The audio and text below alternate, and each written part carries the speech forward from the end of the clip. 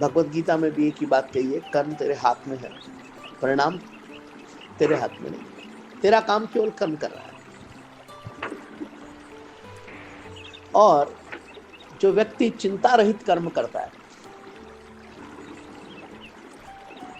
डूब कर करता है, ईमानदारी से करता है, इच्छा से करता है, आत्म जागृति से करता है, संयम से करता है, समझ कर करता है, योजना बनाकर करता है,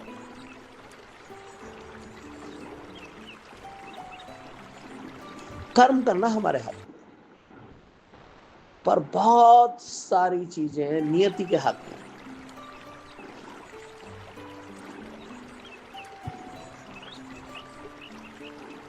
गुजरात का हवाई जहाज हादसा इस बात को बहुत स्पष्ट करता है।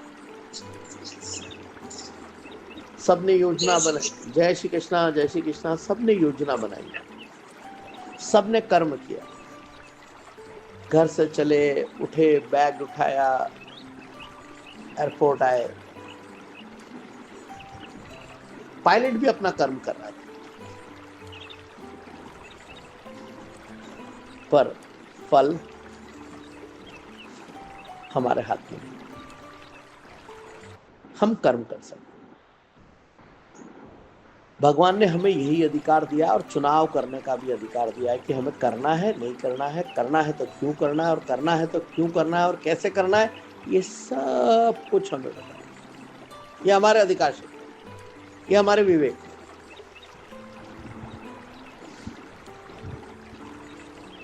लेकिन प्रकृति ने हर कर्म का परिणाम सुनिश्चित किया हुआ है। प्रकृति ने हर कर्म का परिणाम सुनिश्चित किया हुआ है। स्वर्ग या नर्क जिसकी हम बात करते हैं, सब लोग, स्वर्ग या नर्क,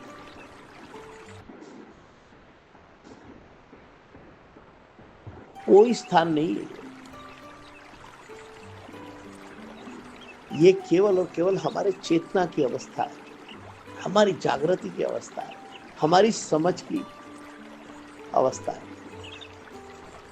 भगवान केवल साक्षी है। भगवान क्या है? साक्षी। निर्णय और दिशा हमारे, भगवान केवल साक्षी, निर्णय और दिशा सब हमारे। तो भगवान ने हमको क्या दिया? समझ। समझ किस बात की? चुनने की। हम चुन सकते हैं हमारे कर्म। अब चुनना है, चुन लिया कि प्रातः काल में उठना है, समझना है, सीखना है, जानना है, आगे बढ़ना है। ये हमने कर्म कर लिया। अब हम अक्सर कहते हैं जो भगवान चाहेगा वही होगा। क्या कहते हैं? जो भगवान चाहेगा वही होगा। पर क्या वाकई हर अनुभव भगवान की इच्छा है? क्या वाकई में हर अनुभव भगवान की इच्छा है? अगर कोई बच्चा आग में हाथ डालेगा, कोई बच्चा आग में हाथ डालेगा,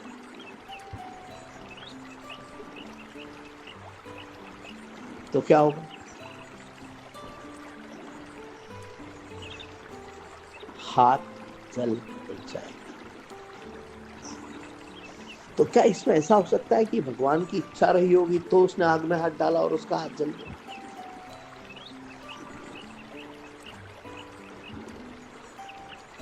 या उसने चुना और हाथ डाल दिया? भगवान तो केवल साक्षी है, निर्णय हमारे होते हैं और उसकी प्रतिक्रिया हमें देखने को मिलती है, उसको अनुभव करने का मौका मिलता है।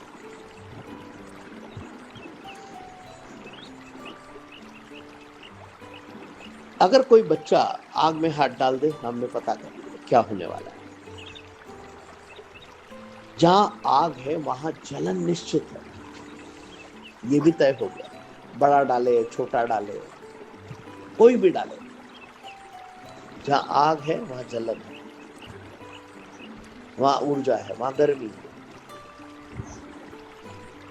बच्चा डाले, बड़ा डाले, दिन में डाले, रात में डाले, कभी भी डाले, आग में जलन।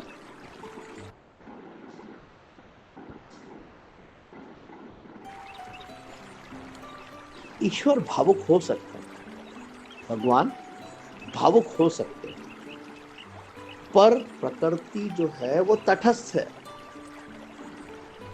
आग की प्रवृत्ति क्या है? जलन, ऊर्जा, उसमें कोई भी हाथ डाले, प्रकृति जो है तटस्थ है, वो नियम बनाती है।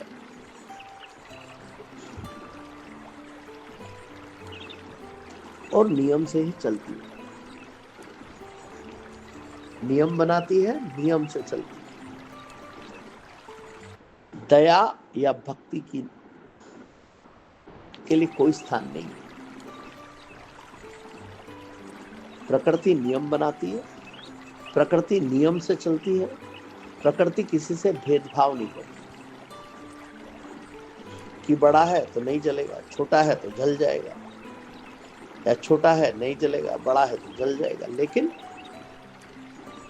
आग की प्रकृति है जलन। ये बात को हमको समझ लेना चाहिए। यानी प्रकृति तटस्थ है,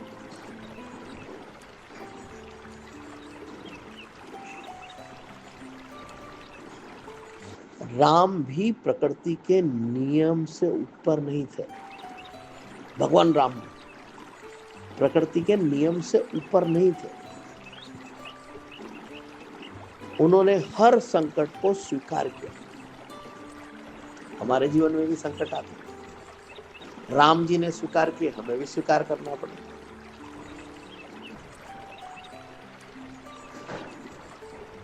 वनवास, वियोग, युद्ध, सब कुछ करना पड़ा। परिस्थिति को स्वीकार लिया।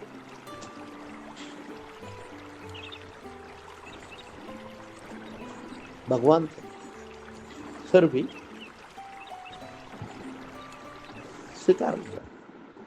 वनवास को स्वीकारा, वियोग को स्वीकारा, पत्नी को रावण ले गए, वियोग को स्वीकारा, माँ बाप से दूर हो गए, भाइयों से दूर हो गए, जनता जनार्दन से दूर हो गए, योग को स्वीकारा, और युद्ध भी करना पड़ा। हम भी जीवन में इसी तरह से इन परिस्थितियों से गुजर रहे। अपना अपना सबका स्तर अलग अलग है, हम सबका स्तर अलग अलग है। उन्होंने नियमों का पालन भी किया, और यही उन्हें मर्यादा पुरुषोत्तम राम बना गया।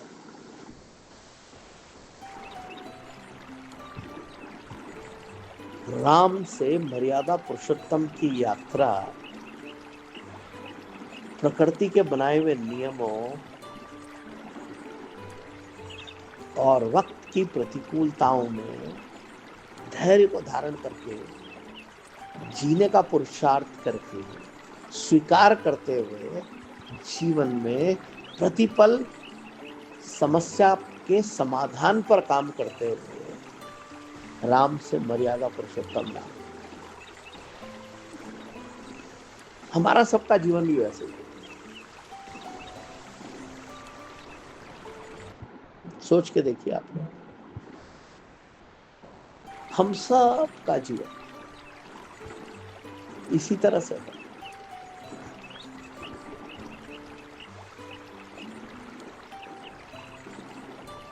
वनवास है, वियोग है, युद्ध है, संघर्ष है। रावण से नहीं, लेकिन प्रतीकात्मक रूप से उसी तरह की परिस्थितियों से। जब राम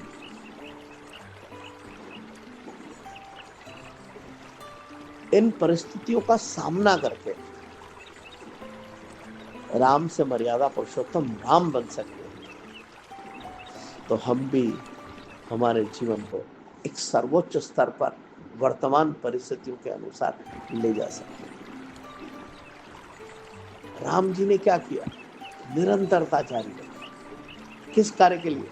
सीता माता को ढूंढने के लिए, संकल्पों को पूरा करने के लिए, दिए गए वचन को पूरा करने के लिए। समझा, जाना, विपरीत परिस्थिति में अनुकूलता पैदा करने के लिए दोस्त बनाए, मित्र बनाए, सहयोगी बनाए, परिस्थिति को स्वीकार किया।